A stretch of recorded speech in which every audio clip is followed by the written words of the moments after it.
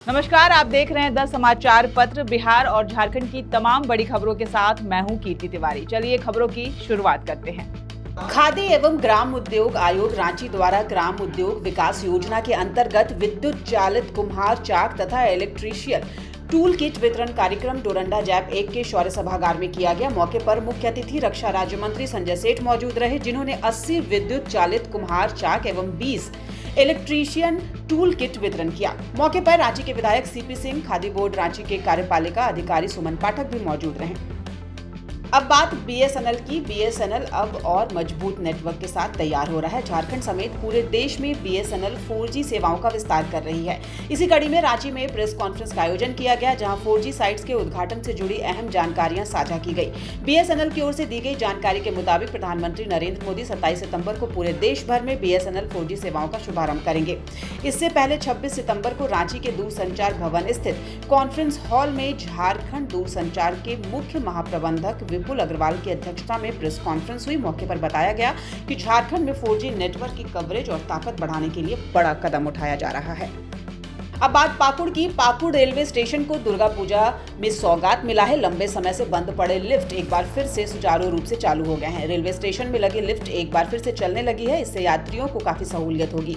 Pakur railway station पर platform number 1, 2 पर जाने के लिए लगी लिफ्ट लंबे समय के बाद फिर से चलने लगी।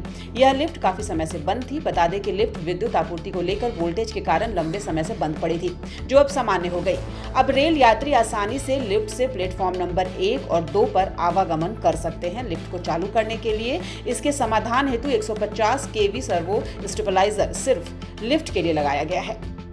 साहिबगंज जिले के नॉर्थ कॉलोनी के टॉकीज फील्ड जाने वाले रास्ते पर अचानक 7 फीट लंबा अजगर दिखने से हड़कंप मच गया। रेलवे क्वार्टर के आसपास रहने वाले लोग दहशत में आ गए। उन्होंने सांप को मारने की भी योजना बनाई, लेकिन इसी बीच गश्ती पर निकले नगर थाना के एसआई आफ्ताब अंसारी और उनकी टीम की नजर अजगर पर पड़ गई। एसआई आफ्ताब अंसारी की सूझबूझ से उसे सुरक्षित रेस्क्यू करने का फैसला लिया गया। इसके बाद नगर थाना प्रभारी अमित गुप्ता ने तुरंत स्नेक रेस्क्यूअर जितेंद्र हजारी को फोन किया और सूचना मिलने के बाद कुछ ही देर में जितेंद्र हजारी अपने सहयोगी ऋतिक के साथ मौके पर पहुंचे और रेस्क्यू ऑपरेशन सफल रहा।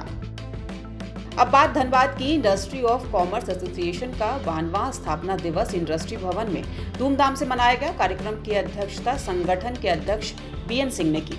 इस दौरान उन्होंने अपने अध्यक्षीय भाषण में धनबाद की ज्वलंत समस्याओं पर चिंता जाहिर की। बीएन सिंह ने कहा कि धनबाद देश की प्रमुख आर्थिक राजधानी होने के बावजूद बुनियादी सुविधाओं से वंचित है। एयरपोर्ट और बेहतर अस्पताल जैसी सुविधाओं के अभाव में यहाँ के व्यापारी व आम लोग पलायन करने को विवश हैं। उन्होंने खास तौर पर कोयला उद्योग की स्थिति पर गंभीर चिंता व्यक्त की। वहीं राष्ट्रीय स्वयंसेवक संघ जपला नगर द्वारा संघ शताब्दी वर्ष के अवसर पर विजयादशमी उत्सव बड़े उत्साह और श्रद्धा के साथ मनाया गया। इस अवसर पर स्वयंसेवकों का पथ संचलन निकाला गया, जिसमें छोटे बड़े स्वयंसेवकों ने परंपरागत गणवेश में अनुशासन और शिस्त का परिचय दिया। कार्यक्रम में नगर भर से समाज के विभिन्न वर्गों की भागीदारी रही। वाहन पर सुसज्जित भारत माता की तस्वीर और जाग रहा है जन गण मन निश्चित होगा परिवर्तन का उद्घोष पूरे नगर में राष्ट्रभक्ति का माहौल बना रहा।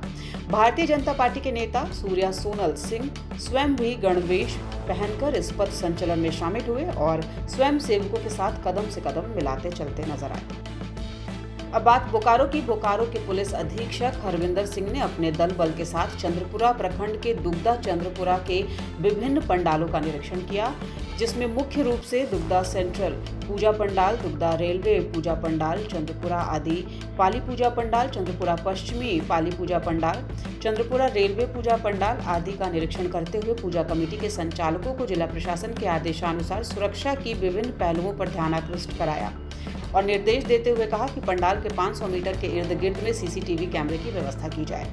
अब बात मौसम की। उत्तर पश्चिम बंगाल की खाड़ी से सटे हुए जो मध्य भाग है, वहां पर निम्न दबाव का क्षेत्र बना हुआ है। उसके पश्चिम की ओर बढ़ने की संभावना है। दक्षिणी उड़ीसा, उत्तरी आंध्र प्रदेश में 27 तारीख को गुजरने की संभावना है। इस सिस्टम का असर झारखंड में भी देखने को मिलेगा। इस कारण 26-27 को हल्के से मध्यम दर्जे की बारिश होगी। 28, 29, 30 में थोड़ी बारिश में कमी नजर आएगी। कुछ इलाके में हल्के से मध्यम दर्जे की बारिश देखने को मिलेगी। आने वाले दिनों में झारखंड में थोड़ी बारिश जरूर होगी, पर तत्काल में भारी बारिश की चेतावनी नहीं है। तो ये थी इस वक्त की तमाम बड़ी खबरें। खबरों से अपडेट रहने के लिए हमारे चैनल को लाइक कीजिए, फॉलो कीजिए और सब्सक्राइब कर लीजिए। इस बुलेटिन में इतना ही। मुझे दीजिए इजाजत। नमस्कार।